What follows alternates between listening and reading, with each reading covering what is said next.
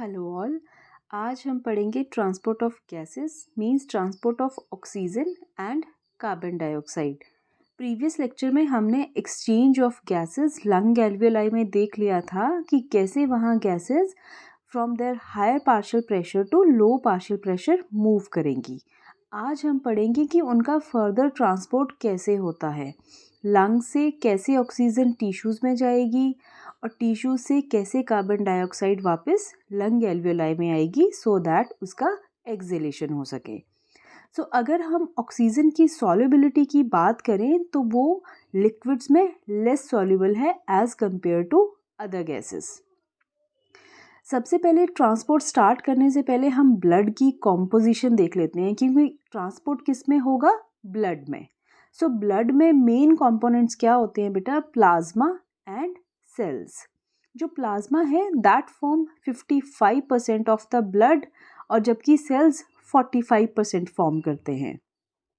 Plasma का main constituent है water, इसमें प्रोटीन्स भी प्रेजेंट होंगी, ऑर्गेनिक एंड इनऑर्गेनिक सब्सटेंसेस भी रहेंगे। सेकंड कंपोनेंट आता है सेल्स। सेल्स में क्या क्या आएगा, आरबीसीज, डब्ल्यूबीसीज एंड प्लेटलेट्स, ये सारी चीज़ें आएंगी सेल्स में जो फॉर्म करेंगे 45% of the blood.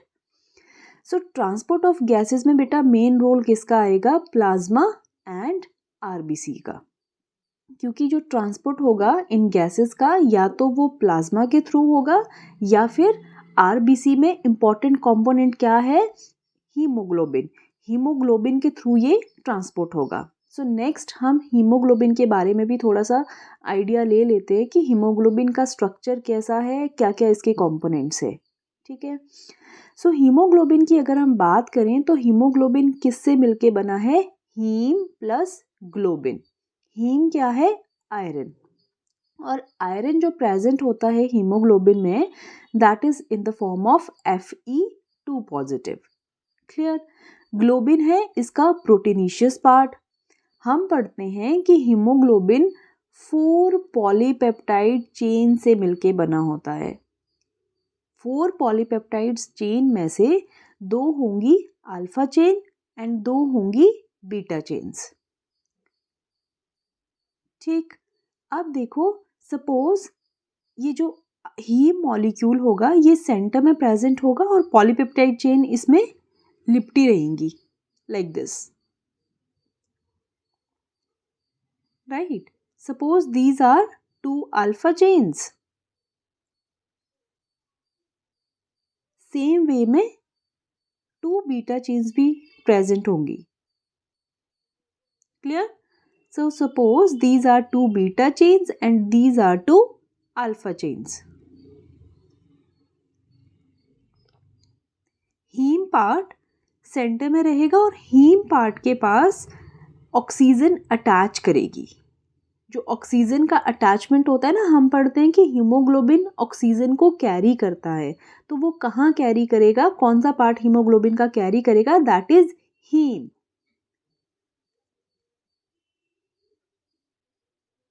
Right, right. So haemoglobin क्या करेगी, ऑक्सीजन के साथ कंबाइन करेगी and form the oxy haemoglobin, और ये कहाँ होगा, लंग्स में। ठीक है, और टिश्यूज में जाके ये ऑक्सीजन सप्लाई करेंगी। तो अगर हम टिश्यूज की बात करें तो रिवर्स होगा, हीमोग्लोबिन से ऑक्सीजन अलग हो जाएगी टिश्यूज में और वो टिश्यूज को फिर ऑक्सीजन दे देगा। अभी हम पढ़ेंगे डिटेल में कि कैसे होगा ये सब। नेक्स्ट हम पढ़ते हैं transport of gases. First start करेंगे with transport of oxygen. Oxygen का ट्रांसपोर्ट 2 वे में होता है, या तो वो डिजॉल्व फॉर्म में जाएगी प्लाज्मा में, और वो जैसा कि हमने बोला था कि उसकी सॉल्युबिलिटी कम है लिक्विड्स में, तो सिर्फ 3% जो ऑक्सीजन है उसका ट्रांसपोर्ट डिजॉल्व फॉर्म में होता है, और बाकी 97% ऑक्सीजन जो है वो हीमोग्लोबिन के साथ कंबाइन होके जाएगी। सो ट्रांसपोर्ट ऑफ गैसेस में हमने क्या देखा कि ऑक्सीजन दो तरह से ट्रांसपोर्ट करेगी, या प्लाज्मा में, प्लाज्मा हमें पता है, अभी पढ़ेंगे, अभी और भी देखेंगे डायग्राम में that where is plasma in blood. So oxygen कैसे ट्रांसपोर्ट करेगी, या तो प्लाज्मा में या फिर आरबीसी के अंदर हीमोग्लोबिन से कंबाइन होके। प्लाज्मा में कितनी करेगी, 3%। हीमोग्लोबिन के साथ कंबाइन करके कितनी परसेंट ऑक्सीजन ट्रांसपोर्ट करेगी, 97%। Now draw a alveoli and suppose this is an pulmonary capillary. Capillary को हम थोड़ा बड़ा बनाएंगे क्योंकि हमें आरबीसी भी ड्रॉ करना है, उसके अंदर कैसे ट्रांसपोर्ट होगा वो भी देखना है। Now suppose this is an RBC, 280 millions के करीब करीब आरबीसी होता है बेटा, सॉरी हीमोग्लोबिन होता है एक आरबीसी में, ठीक है। सो सपोज इनहेलेशन से ऑक्सीजन लंग एल्वियो तक आ गई थ्रू द कंडक्टिंग पार्ट। अब टोटल जो ऑक्सीजन आई है उसका 3% कहाँ जाएगा, प्लाज्मा में। अब देखो ब्लड के जो सेल्स हैं उनको छोड़ के जो पार्ट बच गया दैट इज प्लाज्मा, तो 3% कहाँ जाएगी, प्लाज्मा में। सपोज ये येलो कलर से मैंने ड्रॉ कर दिया दैट दिस इज प्लाज्मा, और आरबीसी में हमने बोला कि क्या है, haemoglobin. Now suppose this is haemoglobin having the 4 haem molecule. अब देखो ये बेटा ऑलरेडी 75% सेचुरेटेड होता है ऑक्सीजन से, मतलब इसकी सिर्फ अगर 4 पॉकेट्स है ना इसमें ऑक्सीजन कैरी करने के लिए, तो 3 पॉकेट्स ऑलरेडी फुल होती हैं, सिर्फ एक पॉकेट को फुल करने के लिए ये लंग एल्वियोलाई के पास आता है, ठीक है। तो ऐसे ऐसे क्या बोला मैंने आपको, 280 मिलियंस के करीब करीब होते हैं, तो ऐसे ऐसे इतने मॉलिक्यूल्स होंगे हीमोग्लोबिन के, और उनसे ऑक्सीजन अटैच होके वो 100% सैचुरेट कर लेंगे खुद को, और hence the blood become oxygenated, right. ये देखो 3 पॉकेट्स ऑलरेडी फिल थी इसकी, सिर्फ ये एक पॉकेट को अपनी फिल करने के लिए आया, तो 75% डीऑक्सीजनेटेड ब्लड में भी हीमोग्लोबिन जो क्या है वो सैचुरेट होता है ऑक्सीजन से, ठीक है। तो अब now this is pulmonary capillary and this is alveoli. अब हीमोग्लोबिन क्या बन गया, ऑक्सी हीमोग्लोबिन, वो फुली सैचुरेट हो चुका है। 3% कहाँ है, प्लाज्मा में, और 97% कहाँ है, हीमोग्लोबिन के साथ कंबाइन होके ऑक्सीजन ट्रांसपोर्ट करेगी, और 3% करेगी प्लाज्मा में, और 97% करेगी आरबीसी में हीमोग्लोबिन से कंबाइन होके, that we call oxy haemoglobin, ठीक हो गया। अब ये रूट हम बहुत बार पढ़ चुके हैं प्रीवियस लेक्चर में, ज़्यादा डिटेल में हम नहीं जाएंगे यहाँ पे। सो नेक्स्ट जो ये पल्मोनरी कैपिलरीज हैं ये फर्दर ज्वाइन करेंगी पल्मोनरी वेन को, जो ब्लड को कहाँ लेके जाएगी, हार्ट में, to pump the all body parts, क्योंकि ऑक्सीजन तो हर एक टिश्यू हर एक सेल को चाहिए, तो हार्ट उसको पंप करेगा। कैसे पंप करता है वो हम डिटेल में पढ़ चुके हैं लास्ट लेक्चर्स में। Now suppose this is an tissue और सेल, ठीक। अब क्या होगा, हीमोग्लोबिन यहाँ पे आएगा और आरबीसी आएगा, ब्लड आएगा, हीमोग्लोबिन आएगा, और वो अपनी एक पॉकेट खाली करेगा। सिर्फ 25% ऑक्सीजन वो देता है टिश्यूज को, 75% फिर भी उसकी अपने पास रहती है, ठीक। वो सिर्फ हैवी एक्सरसाइज के टाइम पे जो अपनी ऑक्सीजन डिलीवरी है वो थोड़ी ज़्यादा करता है, अदरवाइज 75% जो है वो सैचुरेटेड रहता है ऑक्सीजन से, ठीक। सो हीमोग्लोबिन ने यहाँ पे कितनी ऑक्सीजन दी, ओनली 25%, और 3 पॉकेट्स उसकी अभी भी फुल है। नाउ अब ये टिश्यू क्या करेगा, ऑक्सीजन का ऑक्सीडेशन के लिए यूज करेगा, ग्लूकोज इसके पास है, खाना बनाना है इसको, है ना, और फिर उससे क्या निकलेगी, CO2।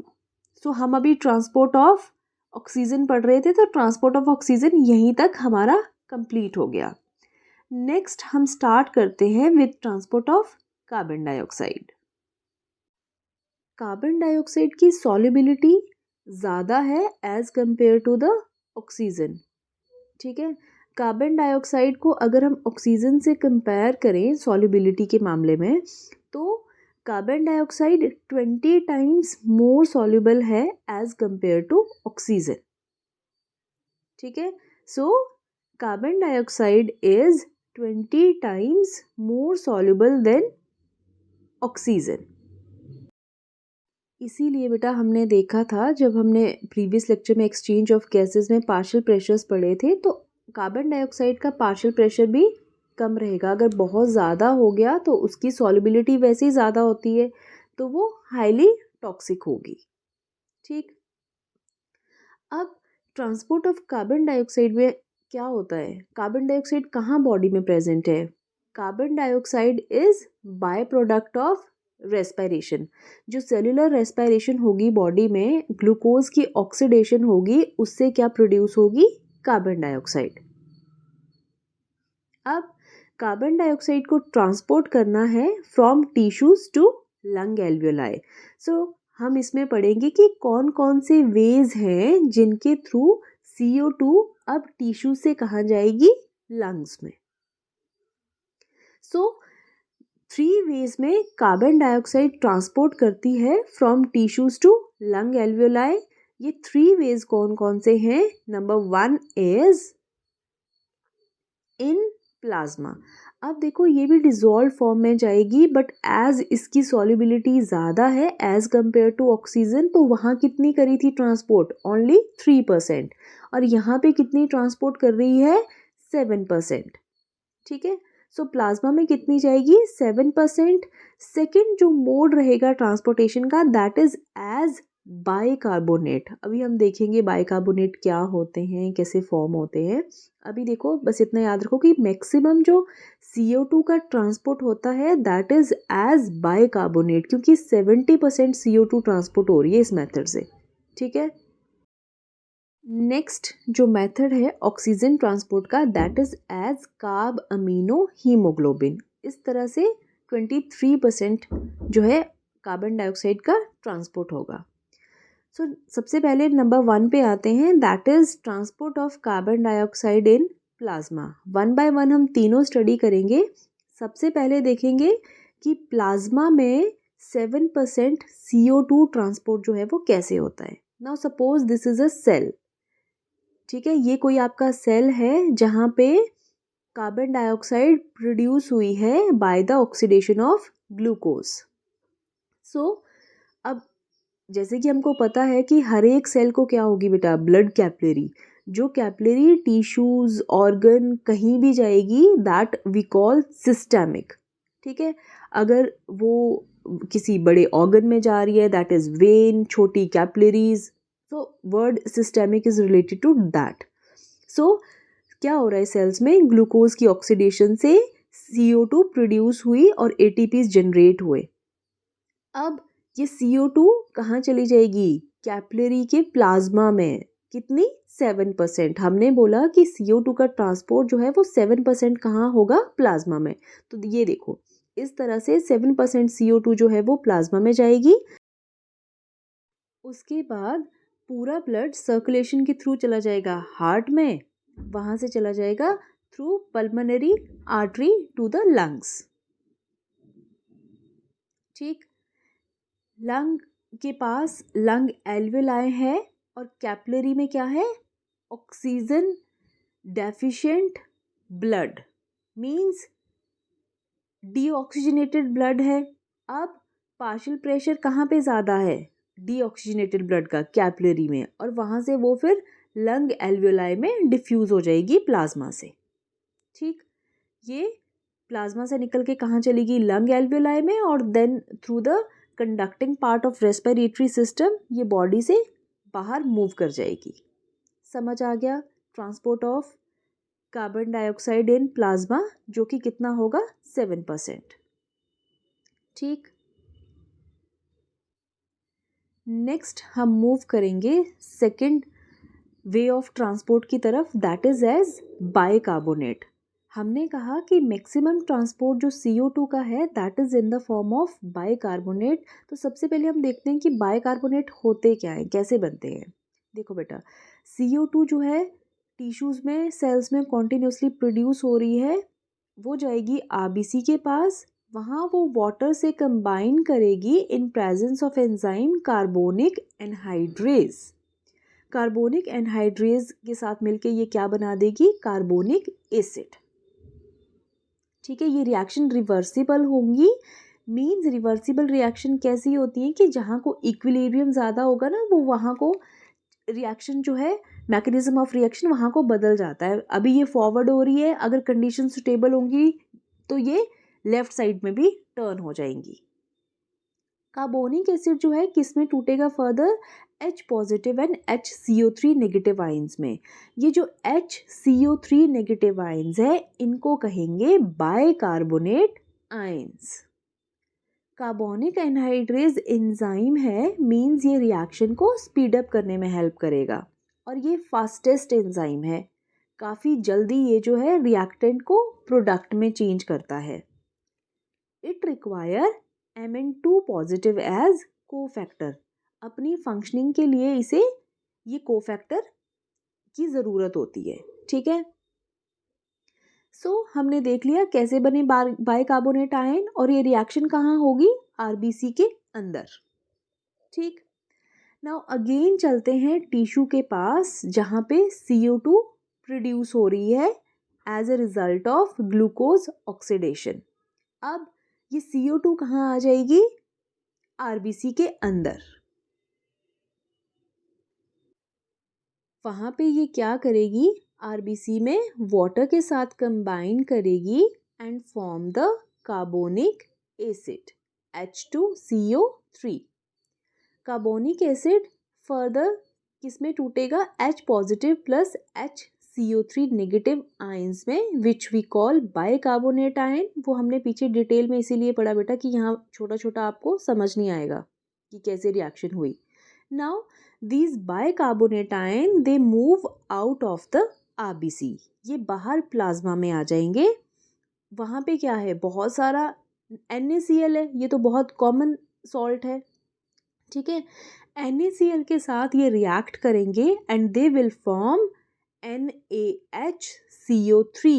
NaHCO3 is sodium bicarbonate. और साथ में क्या रिलीज होंगे, क्लोरीन आयंस। अब ये क्लोरीन आयंस RBC के अंदर मूव करेंगे। देखो बेटा, बाइकार्बोनेट आयन बाहर मूव कर रहे हैं तो उसको न्यूट्रलाइज करने के लिए नेगेटिव आयंस अंदर भेजने पड़ेंगे ना, सो दैट कि RBC जो है वो इलेक्ट्रिकली न्यूट्रल रहे, वरना उसका इलेक्ट्रिक बैलेंस जो है खराब हो जाएगा। ठीक है, राइट। नेक्स्ट अब ब्लड मूव करेगा हार्ट में, हार्ट से मूव करेगा अगेन पल्मोनरी आर्टरी के through to the lungs. Now this is the lung capillary और पल्मोनरी कैपिलरी। अब देखना आप यहाँ पे क्या होगा रिएक्शन में। जो प्लाज्मा में गई थी CO2 वो तो इजी वे में वहाँ से डिफ्यूज़ होके चली गई ना, बट यहाँ पे तो ये बाइकार्बोनेट की फॉर्म में है। अब कैसे चेंजेस होंगे देखना। वहाँ पे पहुँच के क्या होगा, लंग के पास क्लोरीन आयंस अगेन बाहर मूव कर जाएंगे। ठीक है, तो अब रिएक्शन रिवर्स होगी।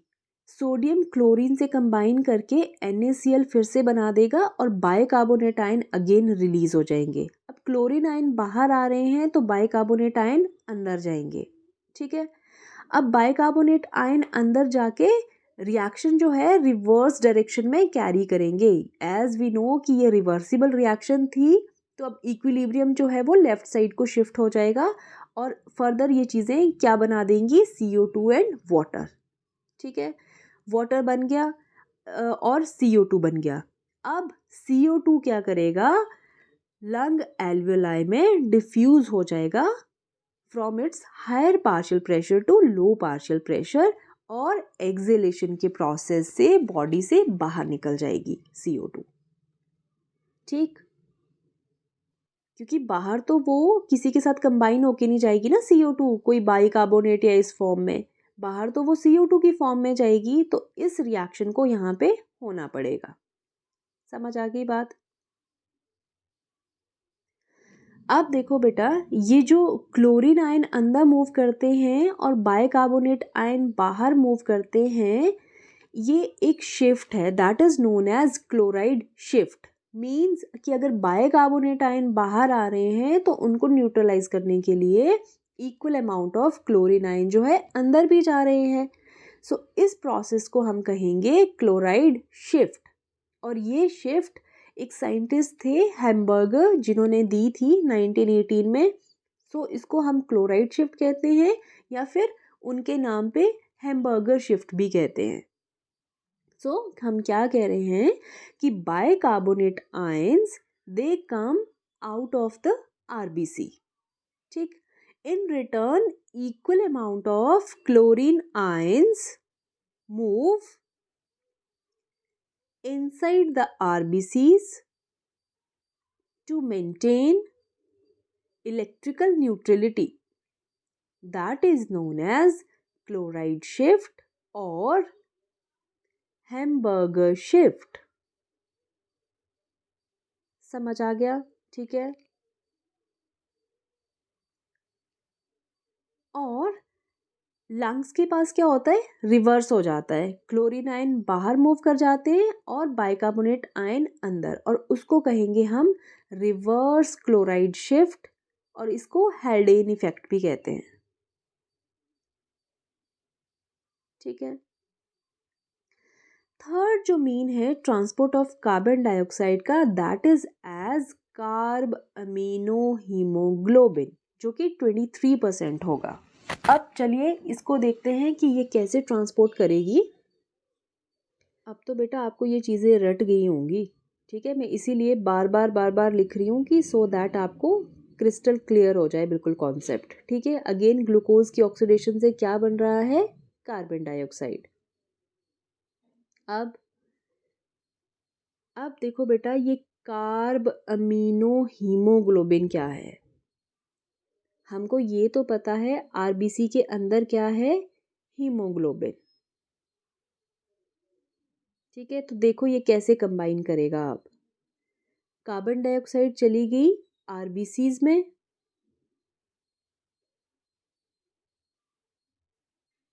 यहाँ जो है ना कार्बन डाइऑक्साइड जो ग्लोबिन चेन होती है उसके अमीनो एसिड्स होते हैं। अब देखो प्रोटीन क्या है, किसकी बनी हुई होगी प्रोटीन, अमीनो एसिड की, वो तो अंडरस्टूड है ना। प्रोटीन किसकी बनी होगी, अमीनो एसिड की। यहाँ पे CO2 जो है उन अमीनो एसिड के स्ट्रक्चर के साथ कंबाइन करेगी। देखो कैसे। अब कार्बन डाइऑक्साइड कैसे कंबाइन करेगी यहाँ हीमोग्लोबिन के साथ, जो ग्लोबिन चेन है ना, हमें पता है कि हीमोग्लोबिन में कितने मॉलिक्यूल्स होते हैं, कितनी चेन्स होती हैं ग्लोबिन की, 4। Now suppose this is one chain, chain किसकी बनी हुई है, अमीनो एसिड्स की। तो अमीनो एसिड में अमीनो ग्रुप होगा NH2। अब कार्बन डाइऑक्साइड क्या करेगी, उस अमीनो ग्रुप के साथ कंबाइन हो जाएगी, COO एंड H, इस तरह से, ठीक।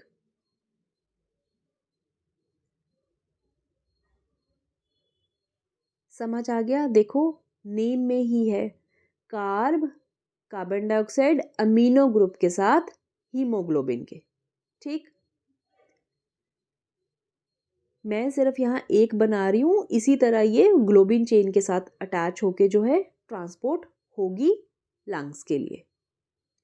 अगेन पाथ जो फॉलो करता है हमारा, ब्लड हार्ट में जाएगा and then to lungs.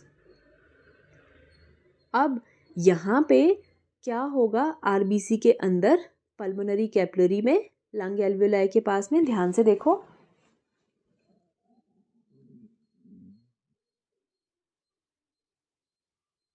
Lungs में जाके ये हीमोग्लोबिन के अमीनो ग्रुप से रिलीज हो जाएगी।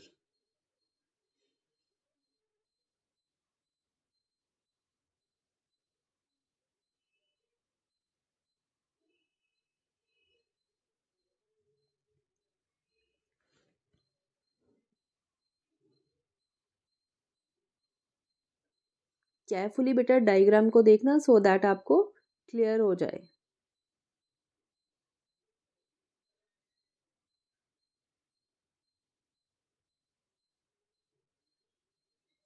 सो CO2 निकल गई, हीमोग्लोबिन एज सच जो है इंटैक्ट है। ठीक, अगेन उसका जो अपना स्ट्रक्चर था वो रिज्यूम कर लेगा अपना स्ट्रक्चर एंड CO2 रिलीज हो जाएगी। अब ये CO2 डिफ्यूज होके अगेन कहाँ आ जाएगी, लंग एल्वियोलाई में।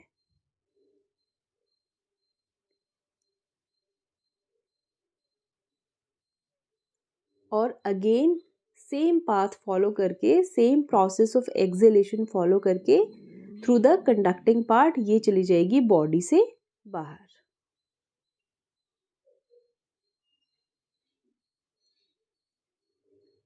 So that is all about the transport of carbon dioxide. I hope कि आपको अच्छी तरह से क्लियर हो गया होगा। Next is the PYQ from the previous lecture. कल हमने पढ़ा था बेटा कि partial pressure of oxygen in lung alveoli is, कि जो लंग की एल्वियोलाई है वहाँ पार्शियल प्रेशर कितना रहता है, किससे ज़्यादा रहता है। तो हमें पता है कि लंग एल्वियोलाई में पार्शियल प्रेशर ऑक्सीजन का सबसे ज़्यादा होता है। ठीक है, तो इक्वल और लेस वाले की तो बात ही ख़त्म हो गई। ठीक है, ऑप्शन मोर वाली सिर्फ एक है, that is option number B. Means lung का जो पार्शियल प्रेशर है ऑक्सीजन का एल्वियोलाई में, that is more than that in the blood, that is 104 mmHg, और जबकि ब्लड में 95 mmHg होता है।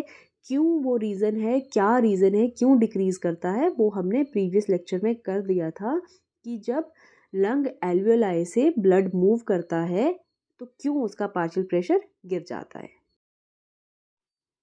Next is the PYQ for today. Identify the wrong statement with reference to transport of oxygen। ये भी बेटा नीट का ही PYQ है। सो आपको रॉन्ग स्टेटमेंट को आइडेंटिफाई करना है, that is related to transport of oxygen.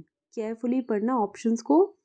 Binding of oxygen with haemoglobin is mainly related to partial pressure of oxygen. Partial pressure of carbon dioxide can interfere with oxygen binding with hemoglobin. Higher concentration H positive in lung alveoli favors the formation of oxyhemoglobin.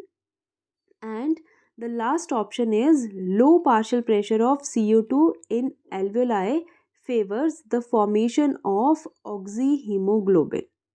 इन चारों में से जो correct answer है, write down that answer in the comment box. I hope आपको answer आता होगा क्योंकि आज ही हमने ये लेक्चर किया है, इसीलिए हम सेम डे बेटा PYQ नीट के कर लेते हैं कि सो दैट हमें पता चल जाए कि कितना पढ़ा हमने और कितना हमें रिटेन हुआ। ठीक है, so that's all for today's lecture. और अगर आपको लेक्चर अच्छा लगा है तो प्लीज़ सब्सक्राइब और लाइक कर देना। And thank you so much.